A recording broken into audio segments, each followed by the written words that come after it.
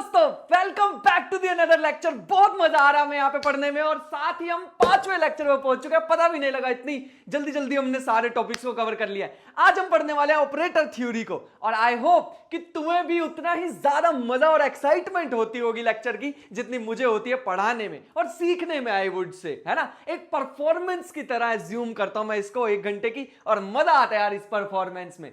आज हम मेनली क्या क्या पढ़ने वाले हैं थोड़ा सा बता देता हूं ओवरव्यू। ऑल्दो हमने लास्ट लेक्चर में थोड़ा सा ज्यादा ही डीप चले गए थे, but at the very same time हमने लास्ट लेक्चर में क्वांटम मैकेनिक्स की नोटेशंस तो जान ली थी कि डिराक नोटेशंस क्या होती है, केट वेक्टर क्या होता है, ब्रा वेक्टर क्या होता है, वेक्टर स्पेस क्या होता है, इनर प्रोडक्ट क्या होता है। मेन चीज तो वही थी, सबसे ज्यादा इंपॉर्टेंट चीज वही रहती है, इनर प्रोडक्ट तक पहुंचना।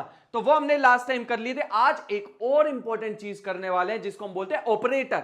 बट ऑपरेटर पे जाने से पहले थोड़ा सा, बिल्कुल थोड़ा सा मैट्रिसेस के बारे में पढ़ लेते हैं। रो मैट्रिक्स क्या होती है, कॉलम मैट्रिक्स क्या होती है, ट्रांसपोज क्या होता है और ट्रेस ऑफ अ मैट्रिक्स क्या होती है और सिमेट्रिक मैट्रिक्स क्या होती है, यूनिटरी मैट्रिक्स होती है, ये सारे मैं बता दूंगा एक बार। ठीक है, बढ़िया। और इसके बाद छोटी सी और चीज करने वाले हैं, linear operator and eigen values and eigen vectors. ये जो आइगन वैल्यू आइगन वेक्टर्स होते हैं ना, these are very important thing, क्योंकि अभी मैं तुम्हें इसकी इंपॉर्टेंस बताऊंगा। क्योंकि क्वांटम मैकेनिक्स का जो हार्ट वो हाइजेनबर्ग्स अनसर्टेनिटी प्रिंसिपल है। रुको मैं वर्ड दूसरा चूज कर लेता हूं। मतलब क्वांटम मैकेनिक्स के लिए 3-4 चीजें बहुत ही ज्यादा स्पेशल होती हैं, जिसमें से एक है आइगन वैल्यूज। क्योंकि जब हम एक्सपेरिमेंट करने जाते हैं जो हमें आंसर मिलता है वो आइगन वैल्यूज ही होती हैं। और कैसे हम कॉम्प्लेक्स नंबर को अभी तक यूज कर रहे थे, इंट्रोड्यूस कर रहे थे, अब कैसे सडनली कॉम्प्लेक्स नंबर से हम रियल नंबर्स पे आ जाएंगे, वो तुम्हें जर्नी देखनी है इस लेक्चर में। मजा आएगा बहुत ज्यादा। तो स्टार्ट करते हैं आज का लेक्चर। सबसे पहले मैट्रिसेस से। तो बढ़िया से सुंदर सी हेडिंग डाल लेना, हमेशा की तरह एक नोटबुक पेन अपने हाथ में लेके बैठना, तभी तुम्हें मजा आने वाला है। समझ पा रहे हैं? बढ़िया। सबसे पहले हम बात कर लेते हैं मैट्रिसेस की। मैट्रिसेस कुछ ऐसे लिखी जाती हैं, ABCDEF GHI।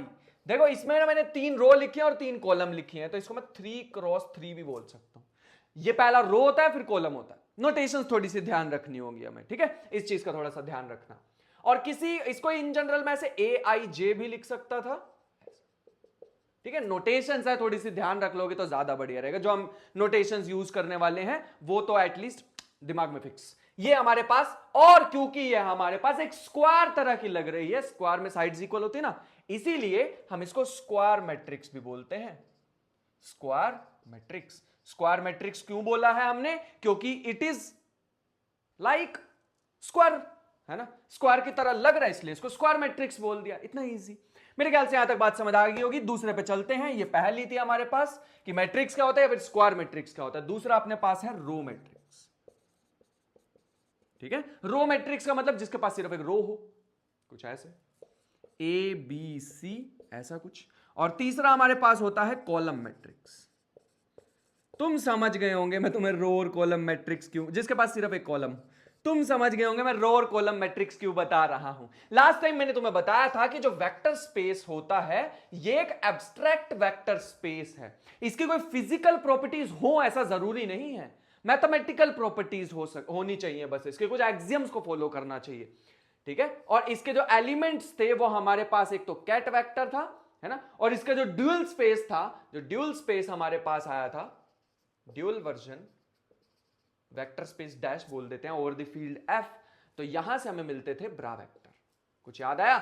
कैट और ब्रा वेक्टर, जिसमें हमने कैट वेक्टर को रिप्रेजेंट किया था इससे और ब्रा वेक्टर को रिप्रेजेंट किया था रो मैट्रिसेस से। मेरे ख्याल से यहां तक बातें तो तुम्हें याद होंगी थोड़ी थोड़ी सी, है ना। याद है वो एक चीज हम करते थे, दोनों को मिला दिया और दोनों का मिलन जैसे ही हुआ उसे इनर प्रोडक्ट वगैरह चीजें भी बोल दिया करते थे। याद रखने वो सारी चीजें। इनर प्रोडक्ट क्या करता था? 2 वेक्टर्स के बीच के रिलेशनशिप को बताता था। अगर इनर प्रोडक्ट 0 है तो they are independent of each other. फिर हमने लीनियरली इंडिपेंडेंट, लीनियरली डिपेंडेंट पढ़े थे। फिर हमने बेसिस के बारे में पढ़ा था। भाई साहब वो सारी चीजें यूज होनी है आज, याद रखना। हमने लास्ट टाइम बेसिस के बारे में पढ़ा था, हमने last time linearly independent, linearly dependent के बारे में पढ़ा था, हमने इनर प्रोडक्ट स्पेस के बारे में पढ़ा था। वो सारी चीजें याद होनी चाहिए, तभी मजा आने वाला आज के लेक्चर में, वरना सिर के ऊपर से निकलेगा। आज के तो बोलना चाहूंगा मैं, this is not independent of previous lecture. Previous lecture की थोड़ी सी चीजें तो यहां पे यूज होने वाली है, मेक श्योर वो याद हो। कॉलम मैट्रिक्स पता लग गई, रो मैट्रिक्स पता लग गई। हम इसको ऐसे भी डिनोट कर सकते हैं, सॉरी इसको हम ऐसे भी डिनोट कर सकते हैं अगर रियल नंबर्स हुए तो, और इसको हम ऐसे भी डिनोट कर सकते हैं। अभी मैं रियल नंबर्स मान के चल रहा हूं, वैसे हमें पता है ड्यूअल स्पेस में कॉम्प्लेक्स नंबर के कॉन्जुगेट्स मिलते हैं, ये मैंने लास्ट टाइम ही तुम्हें बताया था। आई होप कि ये बात तुम्हें याद हो। इसके बाद एक और इंपॉर्टेंट चीज है हमारे पास, एक है फोर्थ तरह की मैट्रिक्स जिसको बोलते हैं आइडेंटिटी मैट्रिक्स। जैसे हमने फर्स्ट लेक्चर याद करो, कितना मजा आया था भाई साहब फर्स्ट लेक्चर में, उसमें मैंने तुम्हें बताया था एडिटिव आइडेंटिटी क्या होता है, मैंने तुम्हें बताया मल्टीप्लिकेटिव आइडेंटिटी क्या होता है। ऐसा नंबर जिसको किसी से भी मल्टीप्लाई कर दो आंसर सेम ही आ जाए, मल्टीप्लिकेटिव आइडेंटिटी। ऐसा नंबर किसी में भी प्लस कर दो तो आंसर से सेम आ जाए, एडिटिव आइडेंटिटी। ऐसे ही आइडेंटिटी एलिमेंट मैट्रिसेस में भी होता है, होना चाहिए, ऑब्वियस सी बात है ना। तो हमारे पास कैसा दिखाई देता है, अगर मैं 3 क्रॉस 3 में लिख के दिखाऊं 1 0 0 0 1 0 0 0 1, और इसको हम आई से डिनोट करने वाले, याद रखना किसी भी मैट्रिक्स को इससे मल्टीप्लाई कर दो आंसर सेम आएगा, ठीक है। एनी मैट्रिक्स, ये ए मान लो, इसे आई मान लो, तो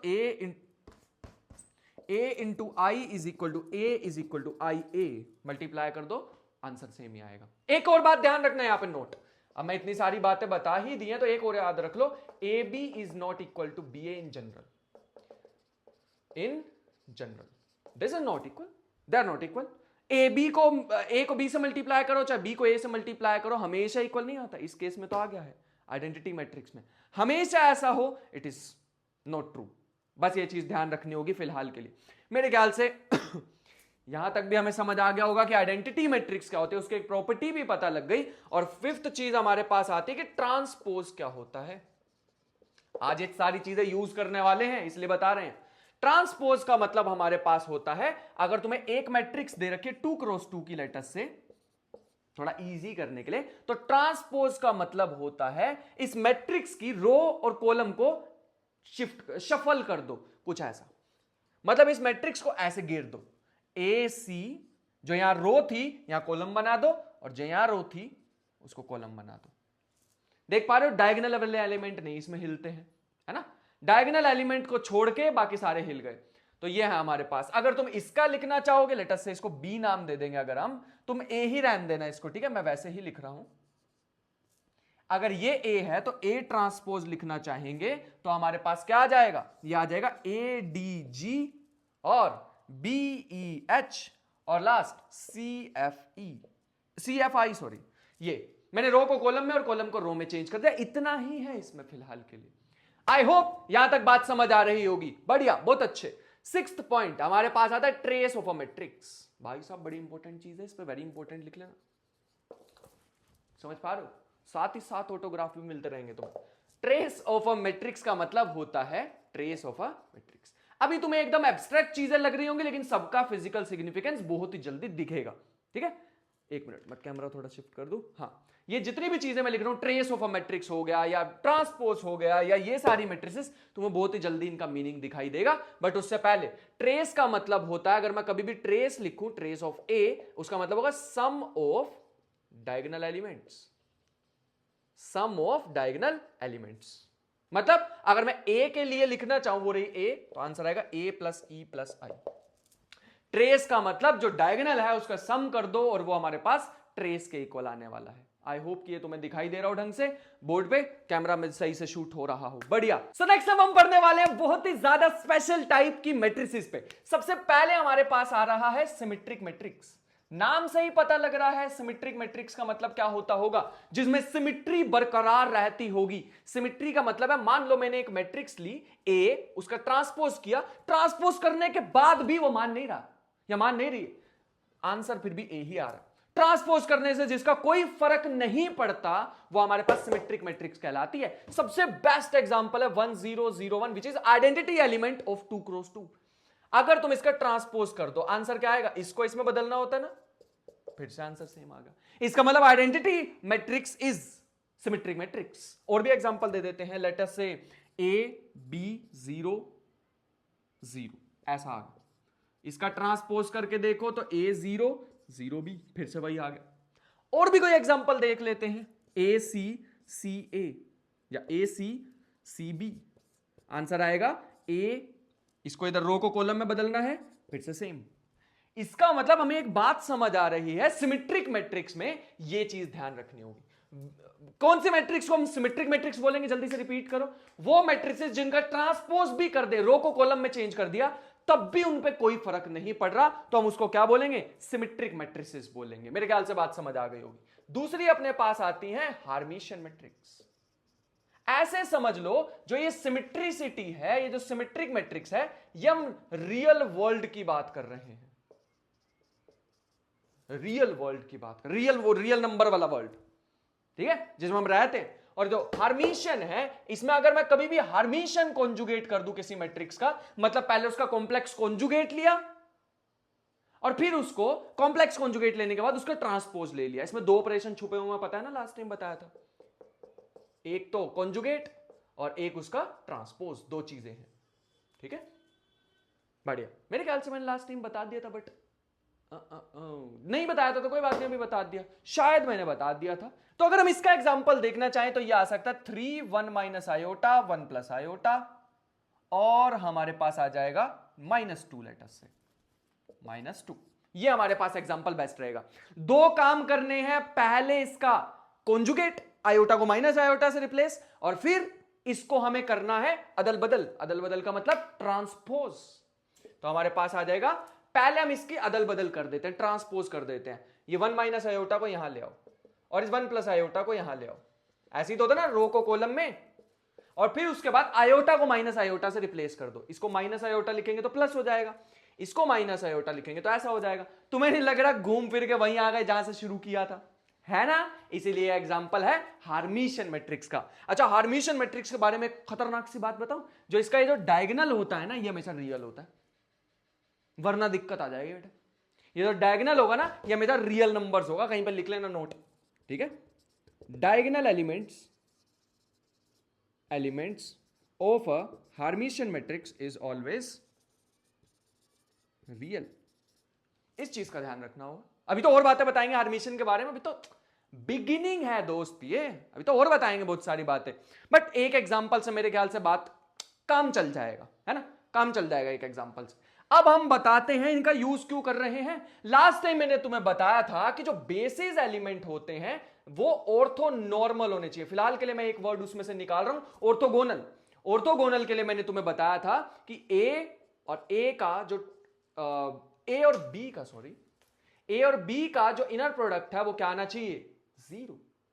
और ऑर्थोनॉर्मल की बात क्या की थी, सॉरी, नॉर्मलाइजेशन क्या था, आंसर 1 आना चाहिए। ए और ए का खुद के साथ 1 आना चाहिए, दूसरे के साथ 0 आना चाहिए, ऑर्थोनॉर्मेलिटी। लेकिन वो ऑर्थोनॉर्मेलिटी तो ये एब्स्ट्रैक्ट चीजों के लिए थी ना, ये ऐसे वेक्टर्स जिनका हमें मीनिंग ही नहीं पता अभी फिलहाल के लिए, हम तो मैथमेटिकली बस चलाए जा रहे हैं, अपनी गाड़ी चलाए जा रहे हैं, उसके लिए पता है ना एक्चुअल इसका क्या मतलब है मैट्रिसेस की टर्म्स में। तो वही नेक्स्ट लिखो, ऑर्थोनॉर्मल मैट्रिसेस।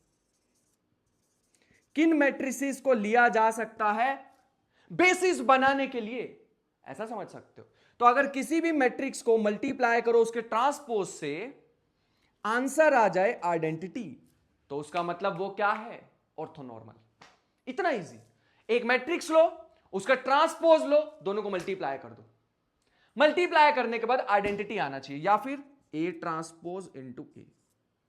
ध्यान से इसको देख लो, मैं एक एग्जांपल तो जरूर बताना चाहूंगा, और मेरे ख्याल से वैसे तो एक एग्जांपल से बात चल जाएगी, बट फिर भी देखो। Late us say a is equal to cos x minus sin x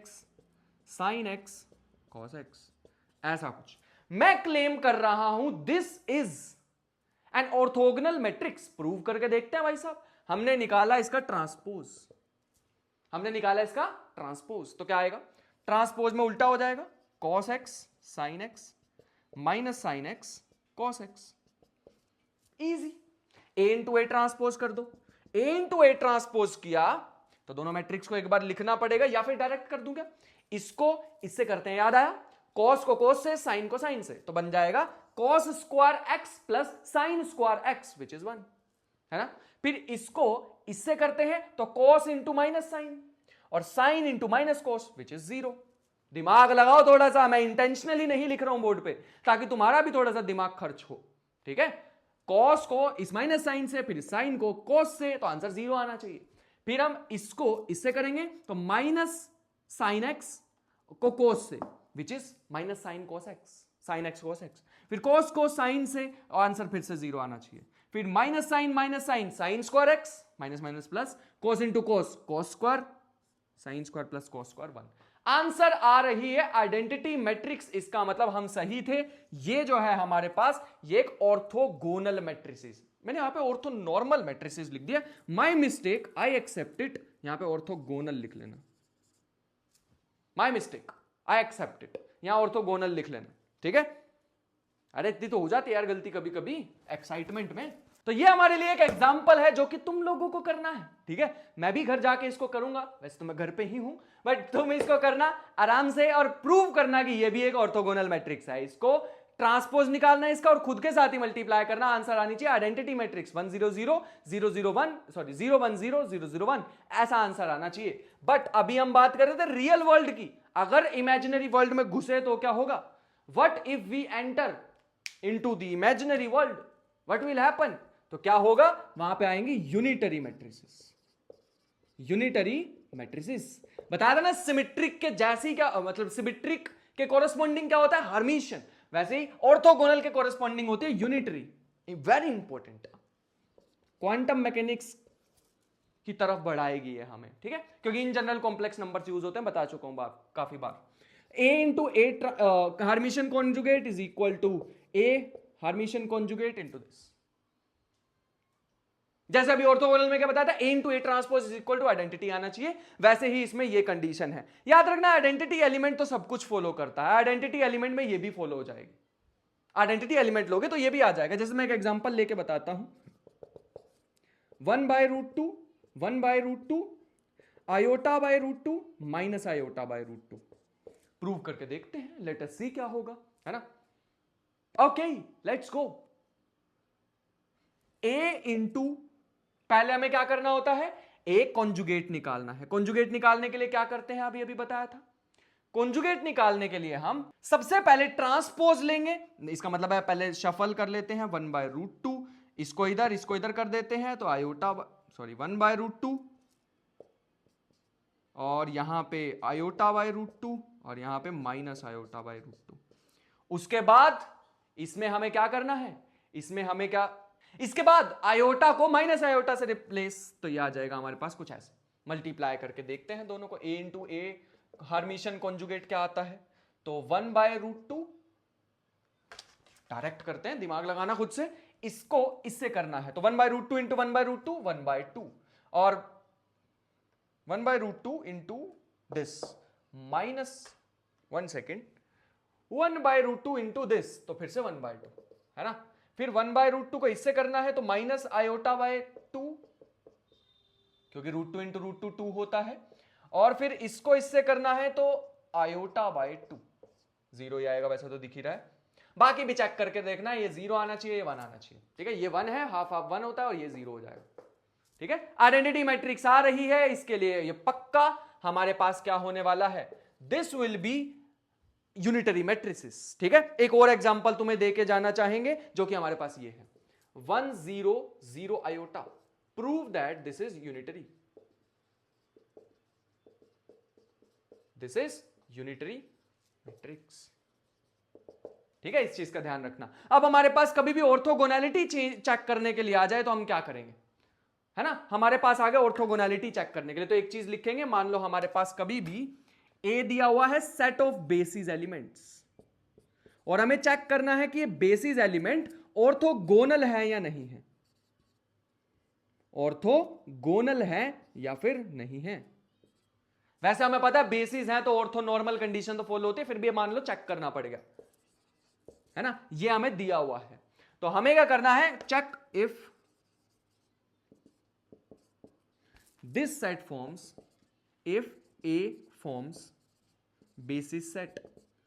basis set का मतलब क्या होगा? बेसिस सेट का मतलब है ये जितने भी हैं ऑर्थोनॉर्मल होने चाहिए, खुद के साथ 1 आना चाहिए, मतलब B1 का B1 के साथ 1 और B1 का B2 के साथ 0, ऐसा आना चाहिए, है ना। तो पहली कंडीशन क्या होती है? नॉर्मलाइजेशन तुम्हें चेक ही करके देखनी होगी B1 का B1 के साथ, बट हम मेनली इंटरेस्टेड है फिलहाल के लिए चेक नॉर्मलाइजेशन। वो जैसे आज तक हमने पढ़ा था वैसे ही हम करने वाले हैं कि B1 का B1 के साथ कितना आना चाहिए? 1 आना चाहिए, ठीक है, बढ़िया।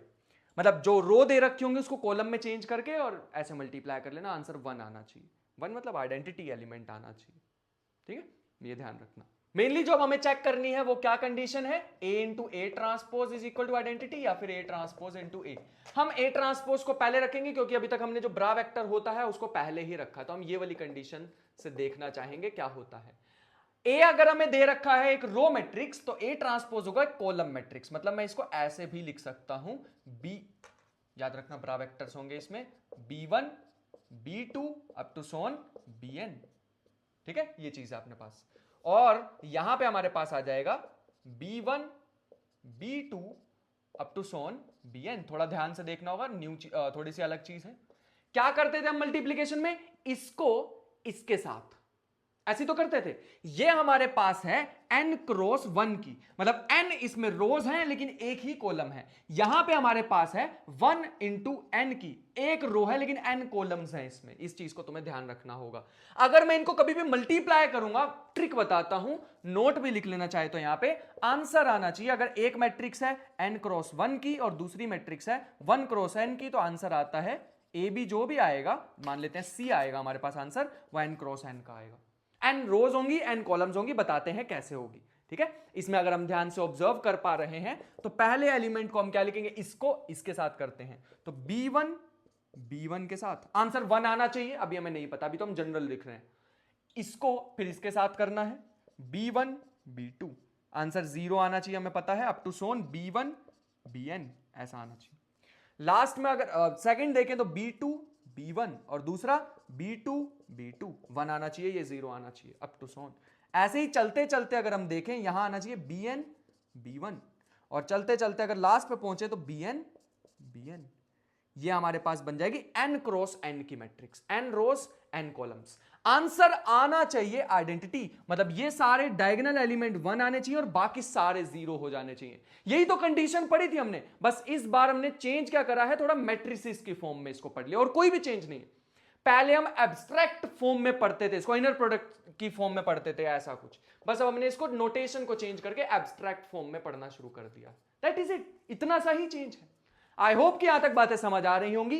एब्स्ट्रैक्ट की जगह हम मैट्रिसेस नोटेशन को यूज कर रहे हैं। मैंने तुम्हें बताया था एनी कॉम्प्लेक्स, एनी स्मूथ नहीं, any continuous complex valued function which follows 7 axioms, बताया था ना, वो हमारे पास वेक्टर कहला जाएगा। ये 7 एक्सियम्स को फॉलो कर रहा था भाई, पूरी एप्लीकेबिलिटी करके है, अब इसको मना तो नहीं कर पाएंगे, फॉलो तो करना होगा ये सारी प्रॉपर्टीज को भी, ठीक है। तो ऐसे आज के बाद हम करा करेंगे, जब भी हमसे पूछा होगा कि भाई साहब ऑर्थोगोनल है या नहीं, हम ऐसा कुछ कर सकते हैं। This is the condition of orthogonality. मेरे ख्याल से तुम्हें अब बात समझ आ रही होगी कि हम कैसे कैसे चीजों को रखने वाले हैं। अब आने वाला है मेरा favourite part which is linear operators, और उसके बाद पढ़ने वाले eigen values and eigen functions. तो इसको मैं रब करता हूं। सो अब हम जंप करने वाले लीनियर ऑपरेटर्स पे, तो हेडिंग डाल लो फटाफट से, लीनियर ऑपरेटर्स। लीनियर इसलिए बोल रहे हैं क्योंकि यहां पर स्क्वायर्स वगैरह कोई चीजें इन्वॉल्व नहीं होती, लीनियरिटी को फॉलो करेंगे। याद है मैंने तुम्हें कैट वेक्टर में लास्ट की 2 एक्सियम्स के बारे में बताया था, 6 और 7 नंबर की, वो दोनों मिलकर लीनियरिटी को शो करती हैं, वही चीज वो यहां भी फॉलो होगी, इसीलिए हम इसको लीनियर ऑपरेटर बोल रहे हैं। वैसे तो operator theory is very deep in mathematics, but जितना पढ़ाएंगे उतना मोर देन सफिशिएंट होगा, ठीक है। उसके बाद तुम कोई भी बुक पढ़ सकते हो। States in quantum mechanics are represented by, अब तो मैंने तुम्हें 5000 बार बात बता दी है, रिप्रेजेंटेड बाय किससे, vectors in vector space, vectors in vector space. अब तो मैंने बता दिया है वेक्टर्स क्या होते हैं, पता नहीं, वो तो अभी डिफाइन करेंगे, जब क्वांटम मैकेनिज्म में घुसेंगे तो उसको एक फिजिकल सिग्निफिकेंस देनी होगी, अभी तो नहीं पता, है ना। और अगर हम बात करें फिजिकल ऑब्जर्वेबल्स, अभी मैं सिर्फ बता रहा हूं, प्रूव नहीं कर रहा हूं। Physical observables are represented by operators in vector space, operators in या linear operators in vector space. Physical observables, और ये जो मैंने बात बोली है ना कि जो स्टेट होगा किसी भी क्वांटम पार्टिकल का, वो रिप्रेजेंट करेंगे एक वेक्टर से, लेकिन अगर हमें कोई फिजिकल क्वांटिटी रिप्रेजेंट करनी होगी, energy, momentum, angular momentum etcetera, spin, वो सारी चीजें लीनियर ऑपरेटर से होंगी रिप्रेजेंट, ठीक है। कहने का तात्पर्य कुछ ऐसे है कि, और पहली बात ये पता कैसे लगा, we will take it as an axiom, ठीक है। वी विल अभी take it as an axiom. अभी हम इस पे कोई आर्ग्यूमेंट नहीं करेंगे, मान लेंगे भाई ऐसा होता है, बस अभी के लिए, फिलहाल के लिए। फिजिकल ऑब्जर्वेबल्स मतलब क्या? एनर्जी, मोमेंटम और लेट अस से पोजीशन और एंगुलर मोमेंटम, इनके सारों के ऑपरेटर्स हमें डिफाइन करने होंगे। इतनी सारी पोजीशंस पॉसिबल हैं, लेकिन उनमें से एक पोजीशन पे ही तो पार्टिकल होगा जब मैं ऑब्जर्व कर लूंगा। वो कैसे पता लगेगा? वो ऑपरेटर्स की हेल्प से पता लगेगा। ऑपरेटर बताएंगे, ऑपरेटर हमें गाइड करेंगे कि चीजें कैसे बिहेव करती हैं। ठीक है, ऑपरेटर्स, या ऐसे लिखो, linear operators are also associated with a vector space, but they are not vectors. They are not vectors. Vector में तो इन्फाइनाइटली मैनी चीजें पॉसिबल हो सकती हैं, इन्फाइनाइट डायमेंशनल हो सकते हैं। उसमें से कौन सी चीज आउटकम आने वाली है उसको बताने के लिए ऑपरेटर की जरूरत होगी। तो ऐसे एज्यूम कर लेना, ऐसे एज्यूम कर लेना। लास्ट टाइम भी मैंने तुम्हें बताया था, एक रेफरेंस दी थी, है ना, कि इसको एक मशीन की तरह सोच लो। वो बताया था ना, इधर से वो छपरी को घुसाएंगे और इधर से चांटे चांटे मारे, याद आया ना? हाँ, इसीलिए मैंने ऐसा एग्जांपल बताया था ताकि याद रहे जिंदगी भर। ऐसी बातें तो रह जाती हैं हमें याद। ठीक है, तो लीनियर ऑपरेटर का मतलब होगा यहां से कुछ डालेंगे और यहां से कुछ निकलेगा, उसमें कुछ चेंजेस कुछ तो होगा, वो कुछ कौन करेगा? वो ऑपरेटर्स करेंगे। इसी चीज को मैंने तो अभी ऐसे ही बोल दिया ना, रफली बोल दिया, वो रफ लैंग्वेज में बोल दिया, इसको ढंग से समझते हैं। ठीक है, ट्रांसफॉर्म कर देगा किसी भी वेक्टर को ये। ठीक है, लीनियर ऑपरेटर क्या करते हैं? ट्रांसफॉर्म कर देते हैं। तो इसको रिप्रेजेंट कुछ ऐसे करते हैं, M a linear operator acting on A, इसको ट्रांसफॉर्म करके इसने बी बना दिया। ठीक है, ये क्या कर रहा है? ट्रांसफॉर्म। तो इसको एक मशीन की तरह समझो। जैसे मैंने फर्स्ट डे पे तुम्हें ट्रांसफॉर्मेशन बताई थी, वैसे यहां पे स्क्वायर था, यहां जाके ट्राइंगल बन गया, ओ सॉरी ट्राइंगल क्या, रेक्टेंगल बन गया, बताया था ना? बस वैसा ही कुछ समझ लो फिलहाल के लिए। बट हम, अरे भाई साहब, ऑपरेटर्स तो बहुत सारी तरह के हो सकते हैं, हम किस में इंटरेस्टेड है? हम इंटरेस्टेड है लीनियर ऑपरेटर्स में। तो एक बात लिख लेते हैं, not every operator is linear. Her operator linear नहीं होता। तो कौन सा लीनियर होगा, कौन सा नहीं होगा, वो भी तो पता होना चाहिए। उसके लिए दो एक्सियम्स फॉलो करेंगे। बट उससे पहले एक इंपॉर्टेंट बात लिख लो, नोट, लीनियर ऑपरेटर की सबसे इंपॉर्टेंट प्रॉपर्टी ये होती है, इफ एनीथिंग गोज इन, अच्छा ये ऑपरेटर को मशीन लिख लेना कहीं पे, ठीक है, रेफरेंस थोड़ा बढ़िया रह जाता है। If anything goes into the machine, और लीनियर ऑपरेटर, अब से मैं LO लिखूंगा उसे, then something must come out. ये बात ध्यान रखेंगे। कुछ डाला है तो कुछ पक्का आना चाहिए। ऐसा नहीं है कि तुमने कोई वेक्टर डाला, बाहर कुछ आया ही नहीं, that is not linear operator, है ना। अगर नथिंग कम्स आउट तो उसको हम लीनियर ऑपरेटर अनफॉर्चुनेटली नहीं बोल पाएंगे, that is not linear operator. Input डालोगे तो आउटपुट मिलना चाहिए, आलू डालोगे तो सोना मिलना चाहिए, छपरी डालोगे तो निब्बा निब्बी मिलने चाहिए। तो समझ गए ना, वो सारी चीजें यहां पे रहती, कुछ तो बाहर आना ही चाहिए लीनियर ऑपरेटर। ठीक है, एक साधारण सा आदमी, साधारण, शरीफ और इंटेलिजेंट, स्मार्ट, जस्ट लाइक राजन, वो सारी चीजें क्वालिटी होनी चाहिए एक ऑपरेटर के पास। बट मेन जो इसकी एक्सियम है वो ये वाली है, दो एक्सियम्स फॉलो होनी चाहिए। ठीक है, लीनियर ऑपरेटर के लिए यहां लिख लेना, लीनियरिटी की बात कर रहे हैं। लीनियरिटी में हमारे पास क्या है? ऑपरेटर अगर किसी चीज पे लगाना चाहते हो, z ऑफ दिस, मतलब मैंने a वेक्टर लिया, उसको 5 से मल्टीप्लाई करूंगा, उसका मैग्नीट्यूड 5 गुना बड़ा हो जाएगा वेक्टर का, है ना।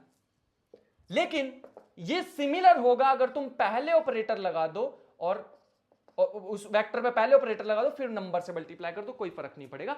इस प्रॉपर्टी को फॉलो करते ही ये बन गया लीनियर ऑपरेटर। पहली प्रॉपर्टी है, दूसरी भी है एक, अगर तुम ऑपरेटर अप्लाई करना चाहते हो ए और बी के सम पे, तो इंडिविजुअल भी कर दोगे तो कोई फर्क नहीं पड़ना चाहिए। लेट मी सी, ये कैमरा में दिख रहा है नहीं, हाँ दिख रहा है। बड़ी सिंपल सी प्रॉपर्टी थी, अगर तुम किसी भी स्केलर को बाहर ले लेते हो तो ऑपरेटर पे कोई फर्क नहीं पड़ना चाहिए। हर ऑपरेटर ऐसा नहीं होता कि तुम अलग अलग करके उसको लगा दो, नॉट पॉसिबल। डिफरेंशिएशन अगर तुमने पहले पढ़ी है दो फंक्शंस की तो उसमें ये चीज होती थी। डिफरेंशिएशन जो है लीनियर ऑपरेटर जैसा बिहेव कर सकता है। देखो डिफरेंशिएशन पहले फंक्शन की कर दो, फिर डिफरेंशिएशन दूसरे फंक्शन की कर दो। ऐसे इंटीग्रेशन में भी होता है, हम उसमें नहीं जाएंगे, हमारे काम की नहीं है अभी डिफरेंशिएशन इंटीग्रेशन। फिलहाल के लिए हम तो इतने पे ही रहेंगे, दीज आर दी प्रॉपर्टीज। अब थोड़ी और मजेदार चीजें बताता हूं। जैसे हमारे पास मान लो एक वेक्टर है, ए वेक्टर, कैट वेक्टर है। हमें पता है मैं इसको बेसिस वेक्टर में कुछ ऐसे रिप्रेजेंट भी कर सकता हूं। ऑलरेडी बताई हुई चीजें हैं, कुछ न्यू तो नहीं बता रहे हैं। यहां भी आई लिख लेना। किसी भी वेक्टर को मैं उसके वेक्टर स्पेस के बेसिस के फॉर्म में लिख सकता हूं। बेसिस का मतलब ही यही होता है पूरे के पूरे सेट को वो स्पैन करने की ताकत रखता है। पूरे के पूरे स्पेस में से कोई भी वेक्टर उठा लो, मैं बेसिस के फॉर्म में उसको लिख सकता हूं with some constants. Constants change होंगे, बेसिस सेम रहेंगी किसी भी वेक्टर के लिए, ठीक है। और कितने टाइप, कितनी तरह की बेसिस हो सकती है, कितनी पॉसिबल बेसिस हो सकती है, बहुत सारी हो सकती है, लेकिन हर बेसिस में नंबर ऑफ एलिमेंट सेम रहेंगे। ये मैंने लास्ट वाले लेक्चर की एक बात बताई है। जिसने लास्ट वाला लेक्चर देख के रिवाइज करा होगा उसको समझ आई होगी, बाकी के सिर के ऊपर से निकली होगी, गारंटी दे सकता हूं। है ना, ऐसे ही हुआ ना, है ना, है ना, है ना। बढ़िया, बहुत अच्छी बात है ये तो। अगर हम रिवाइज नहीं कर रहे हैं तो दिक्कत हो जाएगी। और एक और बात बताते हैं, ये बात मेरे को अलग कलर से लिखनी चाहिए कि रो एंड कॉलम, ये अगर मैं मैट्रिसेस के फॉर्म में लिखना चाहता हूं, row and column representation depends on particular basis. ये ना बेसिस पे डिपेंड करते हैं, किस टाइप की तुमने बेसिस चूज की है। जो एब्स्ट्रैक्ट नोटेशन होती है हमारे पास, उसमें बेसिस का कोई लेना देना ही नहीं है। ये तो जनरल फॉर्म है वेक्टर्स की। लेकिन जैसे ही तुम उसको देखो, रो और कॉलम से डील करना बड़ा आसान है, बहुत ईजी है रो और कॉलम को यूज करना। लेकिन सबसे बड़ी दिक्कत वो अपने साथ ये लेके आते हैं कि अनफॉर्चुनेटली ना वो बेसिस पे डिपेंड करते हैं। तो हमारे पास दो टाइप की बेसिस होनी चाहिए। मान लो हमारे पास एक ऑपरेटर है जो कि कुछ इनपुट लेगा और हमारे को आउटपुट देगा। मैं इसको, एक तो ऑपरेटर को मैं ऐसे लिख सकता हूं, इसमें बेसिस वेक्टर की जरूरत ही नहीं पड़ी। लेकिन जैसे तुम इसको मैट्रिसेस में चेंज करोगे तो इसकी भी बेसिस पता होनी चाहिए और इसकी भी बेसिस पता होनी चाहिए। अगर मैट्रिसेस फॉर्म में चेंज करना चाहते हो, बेसिस के फॉर्म में लिखना चाहते हो। देखो मैं क्या कह रहा हूं, मान लो ये हमारे पास ऑपरेटर आया, हमने क्या किया, इसको लिखना चाह रहे हैं वही फॉर्म में जो हमने अभी तक डिस्कस किया है, समेशन ए आई ऐसा लिख सकते हैं, और दूसरा यहां पे इसको लिख सकते हैं बी आई, और लेट अस से इसके लिए दिस। बस कांस्टेंट से तो चेंज होंगे और तो कुछ भी चेंज नहीं होगा। ये तो हमें पहले ही पता था। इसको अल्फा भी लिख सकते थे, मैंने यहां पे ए लिख दिया है। क्या होगा अगर दोनों साइड में के से मल्टीप्लाई कर दो, लेट्स सी क्या होने वाला है। Multiplying both sides by this, let's see क्या होगा। अच्छा, m अंदर जा सकता है, लीनियर ऑपरेटर है, अभी अभी बताया था, m को अंदर भेज सकते हैं। तो हमारे पास बन जाएगा समेशन ए आई, क्योंकि कांस्टेंट है, बड़ा वेक्टर ऑफ के एम आई। बताया था ना ये सेकंड लेक्चर, मतलब पिछले लेक्चर में, बड़ी स्पेशल सी चीज है जब नोटेशंस बता रहा था मैं, बी आई के आई। अब अगर तुम ध्यान से ऑब्जर्व करना है इसको, इसमें कौन से वाली टर्म बचने वाली है, ध्यान से सोचो, ध्यान से सोचो, इसमें कौन से वाली टर्म है जो बचने वाली है। सोचो, इसमें वही टर्म बचने वाली है जब k और i इक्वल होंगे, मतलब एक ही टर्म बचेगी सिर्फ इसमें। तो मैं इसको ऐसे भी लिख सकता हूं, समेशन ए आई, और इसको एक नाम दे देते हैं, लेट अस से स्मॉल m के i which is equal to b के। ध्यान से देखो मैंने किया क्या है, इसमें से वही टर्म बचने वाली है जब k और i इक्वल होंगे। ऑर्थोनॉर्मल बेसिस है, हमें पता है। बेसिस जो हम ये लेके चलते हैं, this is orthonormal, same same वाले 1, डिफरेंट डिफरेंट वाले 0, है ना। और इसमें भी तो वही टर्म बचेगी हमारे पास जब दोनों इक्वल होंगे, ठीक है। और ये हमारे पास एक, ये मैंने तुम्हें बताया था, ध्यान से देखना, इसको भी हम साइड में ऑब्जर्व करके देखते हैं कि ये कहना क्या चाह रहा है। पहले इसको हटा देते हैं, इसको भी हटा देते हैं। ये है एक वेक्टर, समझ गए। इस पे हमने m को लगाया तो बना एक न्यू वेक्टर। फिर हमने इसका जैसे ही इनर प्रोडक्ट लिया k के साथ, तो हमें एक नंबर मिलेगा। ऐसे समझना है इसको। हमने एक वेक्टर लिया, m लगाया तो एक न्यू वेक्टर बन गया। इस न्यू वेक्टर पे हमने k को लगाया, इनर प्रोडक्ट लिया इसके साथ, तो ये पूरा एक क्या है, एक नंबर है। इनर प्रोडक्ट से तो एक नंबर मिलता है, तो एक्चुअल में नंबर है, बट ये एक नंबर ना हो के सेट ऑफ नंबर्स, मैट्रिसेस के नंबर से रिप्रेजेंट करने वाले हैं। क्योंकि यहां पे तुम देख पा रहे हो ना, एक समेशन भी तुम्हें दिखाई दे रहा होगा, उसकी वजह से ये एक नंबर ना हो के एक मैट्रिक्स को रिप्रेजेंट करने वाला है। और इन पर्टिकुलर एक रियल नंबर नहीं है, ये complex number. Now think of this mki as complex numbers और एलिमेंट्स ऑफ मैट्रिक्स। कौन सी मैट्रिक्स? जो m ऑपरेटर होने वाला है। अब हम किसी भी लीनियर ऑपरेटर को मैट्रिसेस से डिनोट कर सकते हैं, कुछ ऐसे m11 m21 m31 m12 m13 m22 m23 m32 और m33, ऐसे रिप्रेजेंट कर सकते हैं किसी भी ऑपरेटर को। और ऑपरेटर के नंबर हमेशा हम यहां से लेने वाले, इस चीज का ध्यान रखेंगे। तो मैं इस इक्वेशन को अब कुछ और तरह से भी लिख सकता हूं। लेट अस से अगर हम 3x3 की अभी बात कर ले, 3 डायमेंशन की ही बात करें, तो मैं इसको कुछ ऐसे लिख सकता था, ये मैट्रिक्स इनटू में हमारे पास आ जाएगा a1 a2 a3, और आंसर हमारे पास क्या मिलेगा, b1 b2 b3। 3 डायमेंशन की अगर हम बात करें तो कुछ ऐसे भी हो सकता है। ये चीज का ध्यान रखेंगे। सबसे बड़ी दिक्कत आती है, ये दिक्कत हमारे पास क्या है, जब भी हम इसको मैट्रिसेस से रिप्रेजेंट करना चाहते हैं तो एक लिमिटेशन होती है, ये डिपेंड करते हैं बेसिस एलिमेंट्स पे। लेकिन जो हमारे पास जो वेक्टर और ऑपरेटर की एब्स्ट्रैक्ट नोटेशन होती है, उसमें वो बेसिस पे डिपेंड नहीं करते हैं। इस चीज को लिख लो जल्दी से। तो हम ये लिख सकते हैं कि relationship between vectors and operators is independent of basis we choose। ठीक है, ये सारी बात हो रही है एब्स्ट्रैक्ट नोटेशंस की। एब्स्ट्रैक्ट में जब हम चलेंगे तो कोई उसमें हम बेसिस एलिमेंट्स के लिए कभी भी परेशान नहीं होते हैं। ये तो तब दिक्कत आती है जब हमारे पास मैट्रिसेस की नोटेशंस यूज करनी हम स्टार्ट कर दें। सो नेक्स्ट हम बात करने वाले दो स्पेशल टाइप के ऑपरेटर्स की। सबसे पहला आइडेंटिटी ऑपरेटर। आइडेंटिटी ऑपरेटर एक ऐसा ऑपरेटर है जो किसी भी वेक्टर पे काम करेगा, मतलब एक्ट करेगा, तो आउटपुट वो वेक्टर वापस ही आ जाएगा, where v belongs to that vector space over the field f। ऐसा भी लिख सकते हैं। वैसे तो हम कॉम्प्लेक्स फील्ड लेके चल रहे हैं अभी तक, बट यहां से हम एक स्पेशल बात जाने, जैसे आइडेंटिटी मैट्रिसेस पढ़ी है वैसा ही कुछ है। आइडेंटिटी मैट्रिसेस को रिप्रेजेंट कर सकते हैं क्योंकि वो किसी भी एलिमेंट पे एक्ट करे वापस वही दे देती है। ठीक है, और दूसरा हमारे पास एक आता है जीरो ऑपरेटर। नाम से वैसे समझ ही गए होंगे क्या करता होगा, सारे के सारे वेक्टर्स को लेगा और मैप करा देगा, सारे के सारे वेक्टर्स को लेके आंसर क्या दे देगा, output zero.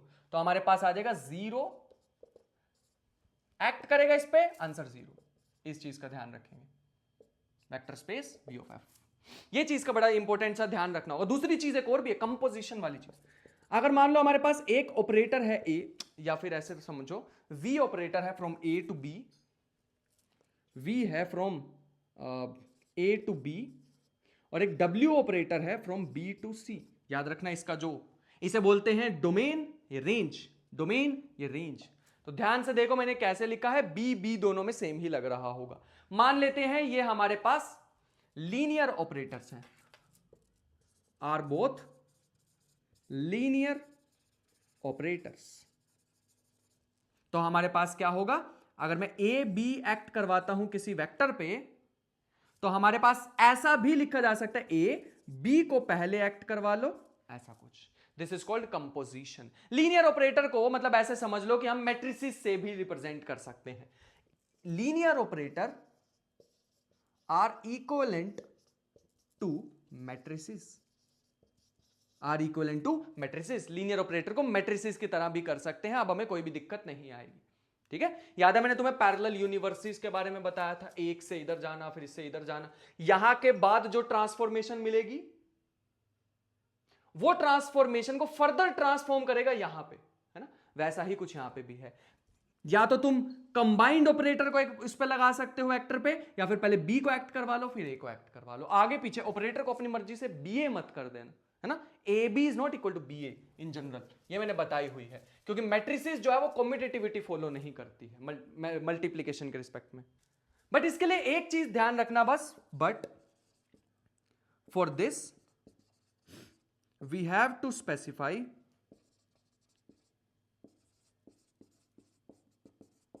input and output basis, input and output basis of vector space, of vector space। ये चीज को ध्यान रखना होगा।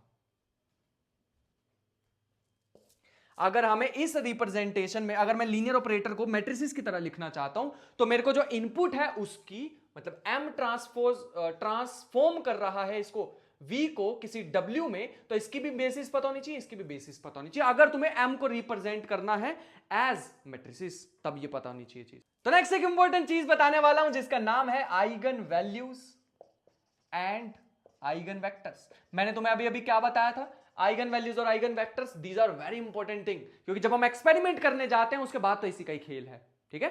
तो अगर मैं इसके बारे में एक चीज बताना चाहूं कि इन जनरल जो होता है ना, जो लीनियर ऑपरेटर होता है वो इन जनरल डायरेक्शन चेंज कर देता है किसी भी वेक्टर की, इन जनरल अगर हम बात करें। बट कुछ स्पेशल टाइप के ऑपरेटर्स हैं जिनको मैं स्टडी करना है अभी, बट फिलहाल के लिए in general a linear operator changes the direction of vector, changes the direction of vector, या डायरेक्शन ऑफ इनपुट भी बोल सकते हो। बट कुछ स्पेशल टाइप के वेक्टर्स होते हैं, स्पेशल टाइप के वेक्टर्स, वो क्या करते हैं, वो डायरेक्शन तो चेंज नहीं करते हैं बिल्कुल भी, जो इनपुट की डायरेक्शन है वही आउटपुट की भी डायरेक्शन होने वाली है। तो लिख लो, but for some linear operator they preserve the direction of input vector, input vectors. बस ये होगा कि मान लो अगर वो इनपुट वेक्टर पे एक्ट किए हैं तो कुछ कांस्टेंट्स बाहर आ जाएंगे उसमें से। वही कांस्टेंट्स तो हमारे पास काम के होते हैं, जैसे हमारे पास, मैं क्या कहना चाह रहा हूं, they preserve the direction of input vectors, ठीक है। अगर एक ऑपरेटर एक्ट कर रहा है लैम्डा वेक्टर पे, याद रखना जिस पे भी ऐसे ब्रैकेट लगाऊंगा वो एक वेक्टर है, लेकिन आंसर में लैम्डा इंटू लैम्डा वेक्टर आ जाएगा। ये जो बाहर लैम्डा आया है, this is a number, in particular complex number. मतलब इसने डायरेक्शन तो वही रखी है जो पहले वाले की थी, वेक्टर को चेंज नहीं करा, बस उसमें से एक एलिमेंट को, एक नंबर को बाहर निकाल लिया है, बस इतनी सी।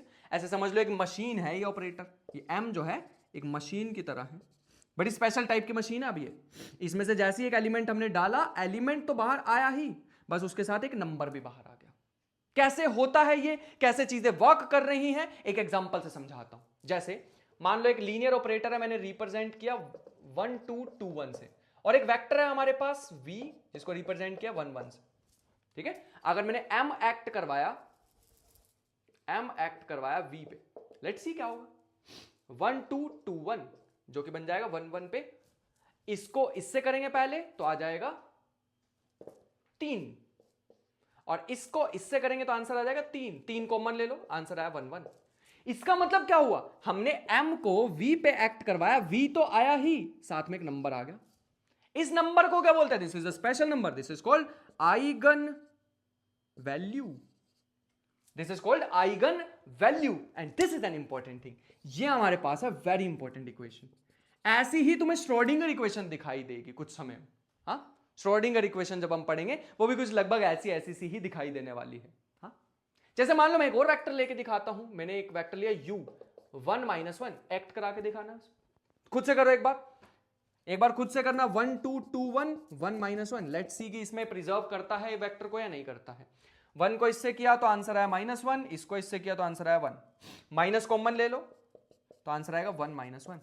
इसका मतलब है m एक्ट करा अगर u पे तो u तो आया ही बाहर, लेकिन एक -1 भी आ गया, and this -1 is called eigen value, this -1 is called eigen value. इस चीज का ध्यान रखना होगा, बढ़िया, बहुत अच्छे।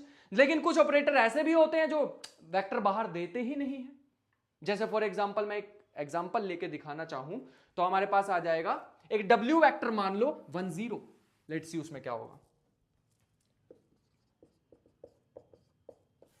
भगवान एग्जांपल सही बैठ जाए बस, यहां पे पता लगे इसमें भी ऐसे प्रिजर्व हो गई, एक और एग्जांपल ढूंढना पड़ रहा है हमें। But let's see 1 2 2 1 1 0। अगर मैं पहले वाले को इससे करूंगा तो आंसर आ रहा है 1, दूसरे वाले को करूंगा तो आंसर आ रहा है 2। ले लो भाई जो कॉमन लेना है, ये तो कभी बनेगा ही नहीं। इसका मतलब ये तो कोई न्यू ही वेक्टर आ गया x, लेट अस से, है ना। इसका मतलब this is not the vector we are looking for. ये वो चीज नहीं है जिसको हम ढूंढना चाह रहे हैं, वो स्पेशल लीनियर ऑपरेटर तो नहीं है ये, है ना। लीनियर ऑपरेटर जैसा तो है बट वो स्पेशल लीनियर ऑपरेटर नहीं है जो प्रिजर्व करता है वेक्टर को, वेक्टर की डायरेक्शन को। जो वेक्टर है वही रहने दो, बस एक नंबर बाहर निकाल लो, तब हम सेटिस्फाई। तुम सोचोगे ये तो कुछ आप ऐसी चीज कर रहे हो जो रियल नंबर्स में ही काम आती है। अरे नहीं रे, रियल नंबर्स में नहीं काम आती है, ये इमेजिनरी में भी काम आ सकती है। जैसे मैं अभी एक एग्जांपल सोच रहा हूं जो कि है 0 1 -1 0 आयोटा 0। एक बार इसको करके देखना, इमेजिनरी में काम करता है क्या, करके देखते हैं। मेरे को पक्का नहीं पता है करेगा या नहीं। तो ये बन जाएगा, इसको इससे करेंगे तो 0 और इसको इससे करेंगे तो आयोटा। नहीं बनेगी बात, है ना, इसने इसकी डायरेक्शन उल्टी कर दी, बात नहीं बनी। जैसे दूसरा एग्जांपल देखो 0 1 -1 0 और साथ में हमने एग्जांपल लिया 1 और आयोटा। लेट्स सी ये वर्क करता है या नहीं करता है, पक्का तो नहीं पता है, लेट्स सी। तो ये बन जाएगा, इसको इससे करेंगे तो माइनस आयोटा और इसको इससे करेंगे तो 1। क्या इसमें से कुछ कॉमन लिया जाए जिससे हमारा आंसर आ जाए? अगर मैं पूरी इक्वेशन में से माइनस आयोटा कॉमन ले लूं तो यहां बचेगा 1 क्योंकि कॉमन लिया है, और यहां बचेगा -1 बाय, सॉरी यहां पे बचेगा हाँ -1 बाय आयोटा। अगर मैं इसका रैशनलाइजेशन करके दिखाऊं तुम्हें -1 बाय आयोटा का, तो -1 इंटू आयोटा माइनस आयोटा होता है, और iota into iota iota square होता है, विच इज -1 जो कि बताई थी बाय डेफिनेशन, और माइनस माइनस प्लस होता है तो आयोटा बचा। इसका मतलब आंसर आ रहा है 1 आयोटा। तो इसका मतलब एक, अगर मैंने ऑपरेटर लेटस से इसको n बोल देते हैं, इस बार इमेजिनरी चीज पे एक्ट करवाना है u डैश पे, तो आंसर मुझे u डैश ही मिल रहा है और बाहर आ रहा है माइनस आयोटा कॉमन। तो जरूरी नहीं है कि आइगन वैल्यू हमारे पास हमेशा रियल ही आए, इमेजिनरी भी आ सकती है। ये तुम्हारे सामने एग्जांपल है, ठीक है। देखो अभी तुम्हें शायद चीजें थोड़ी सी मैजिक सी लग सकती है, पता क्यों? क्योंकि अभी तक हम जितने भी ऑपरेटर हैं वो कैट वेक्टर पे ऑपरेट करके दिखवा रहे हैं, और ब्रा वेक्टर का क्या होगा? अगर मैं कैट वेक्टर को, अगर यही इसके कोरस्पॉन्डिंग लिखना चाहता हूं एक ब्रा वेक्टर पे एक्ट होता हुआ, तो क्या उसको सिंपली ऐसे लिख दें तो बात बन जाएगी? And this is not true. यह एक्ट ऐसे नहीं करता है। मतलब अगर मैं इसको एक रो फॉर्म में लिख दूं, सॉरी कॉलम फॉर्म में लिख दूं और इसको रो फॉर्म में लिखूं, तो सेम ऑपरेटर काम नहीं करेंगे। मतलब यहां पे कुछ तो गड़बड़ है। हमें ढूंढना होगा complex conjugation of M, operator, linear operator का कॉम्प्लेक्स कॉन्जुगेशन। ये ढूंढना हमारी अब एक टास्क बन चुका है। पता क्यों बना है? क्योंकि ये ड्यूल में आते हैं सारे, और ड्यूल में अगर m हमारे पास आ रहा है वेक्टर स्पेस में, तो उसके कॉरस्पॉन्डिंग उसके ड्यूल में क्या आएगा? Complex conjugation. ऑल्दो अभी मुझे बिल्कुल भी नहीं पता है कि क्या होने वाला है, कैसा वेक्टर हमें मिलेगा। ड्यूल स्पेस में जाते ही, ड्यूल स्पेस में जाते ही कॉन्जुगेट्स बन जाते हैं।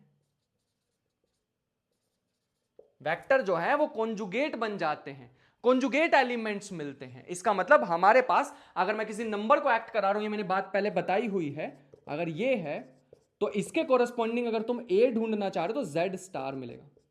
ये चीज मैं ऑलरेडी बता चुका हूं, याद करो। कॉम्प्लेक्स नंबर एक्ट कर रहा है इस पे, तो कॉम्प्लेक्स कॉन्जुगेट मिलेगा तुम्हें उसके ड्यूल स्पेस में, इसके कॉरस्पॉन्डिंग कॉम्प्लेक्स नंबर ही नहीं मिलेगा।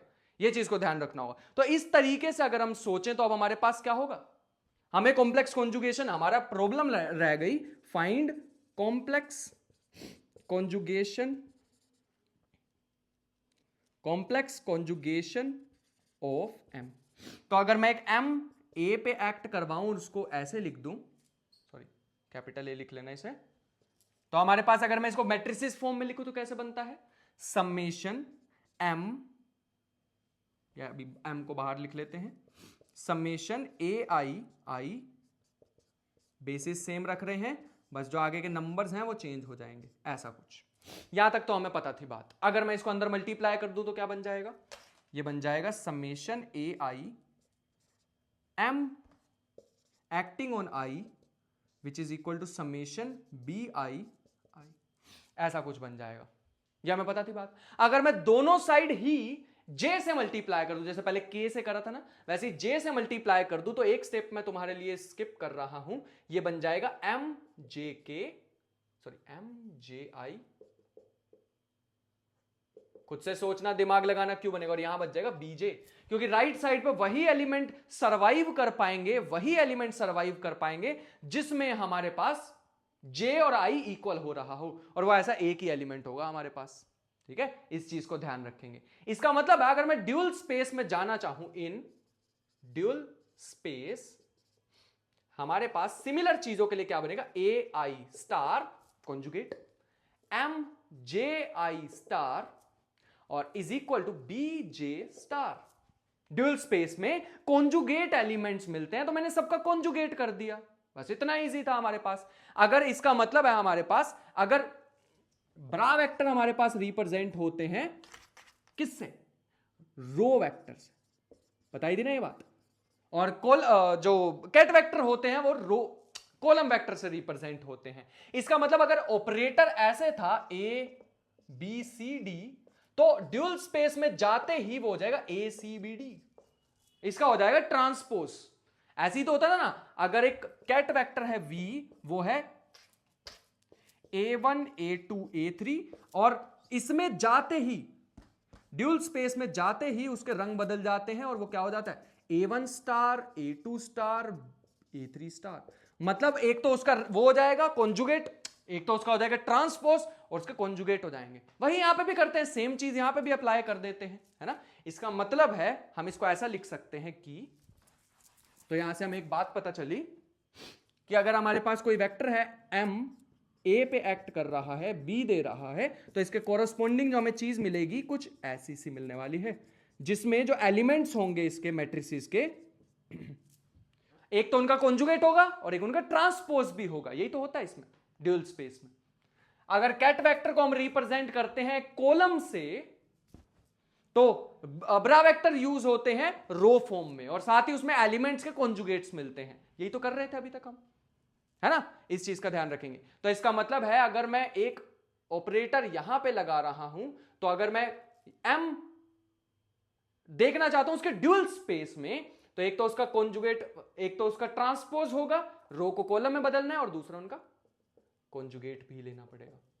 जो अभी अभी हमने पढ़ा था ना, क्या कहते थे इसको? हार्मिशियन कॉन्जुगेट, है ना। इसको क्या बोलते थे? हार्मिशियन कॉन्जुगेट। कहने का मतलब क्या है? पहले इसका ट्रांसपोज और फिर उसका ट्रांसपोज करने के बाद हम उसका क्या कर देंगे? कॉन्जुगेट ले लेंगे। बस इतनी सी बात थी, बस हो गया, यही था। ठीक है, तो अगर हमारे पास ये इक्वेशन अभी मेन है जो हमारे काम आने वाली है, एक हमारे पास वेक्टर स्पेस के लिए है और एक उसके ड्यूल स्पेस के लिए है। ठीक है, और real numbers are very important. एक चीज का ध्यान रखना, क्योंकि इतना प्यार तुम, क्योंकि जब भी हम एक्सपेरिमेंट करेंगे, आफ्टर एक्सपेरिमेंट या outcome of experiment, of an experiment is a real number. इस चीज का ध्यान रखना होगा। जो हमारे पास रियल नंबर की आउटकम हो, सॉरी, जो एक्सपेरिमेंट की आउटकम होती है वो रियल नंबर होती है। इस चीज का हमें ध्यान रखना होगा बस।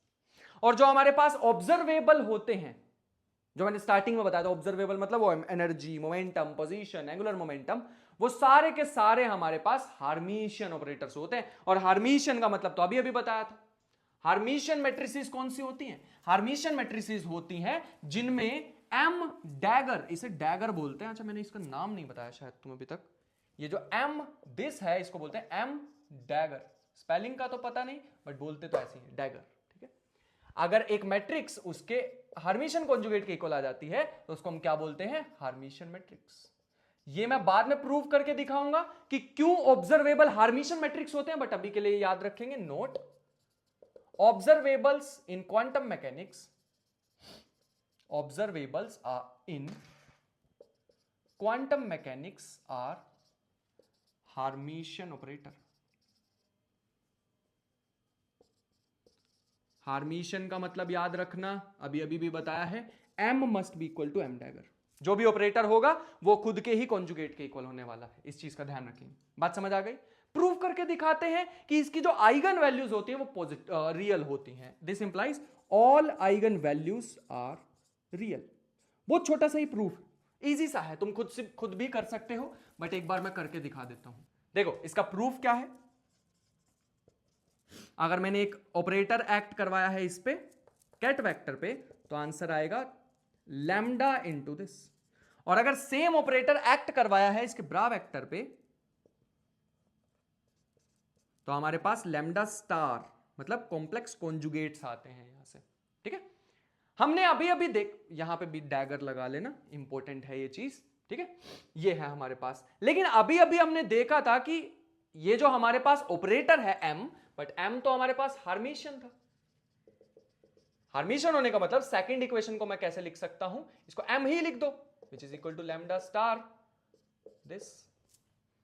अब मैं अगर दोनों साइड कैट वेक्टर से मल्टीप्लाई कर दूं तो क्या होगा, multiplying ket vector both sides, तो क्या मिलेगा, this m lambda, lambda star this. और पहले वाली इक्वेशन में भी अगर मैं ब्रा वेक्टर से मल्टीप्लाई कर दूं तो बन जाएगा लैम्डा m, ब्रा वेक्टर आगे से एक्ट करता है दिस, और ये लैम्डा, लैम्डा दोनों इक्वेशन को सब्ट्रैक्ट करेंगे तो ये आ जाएगा 0, और ये आ जाएगा 0 is equal to lambda star in minus lambda, और ये कॉमन, ये तो एक नंबर होता है, और इसका मतलब है ये जो लैम्डा स्टार माइनस लैम्डा है 0 के इक्वल होना चाहिए, और lambda star must be equal to lambda.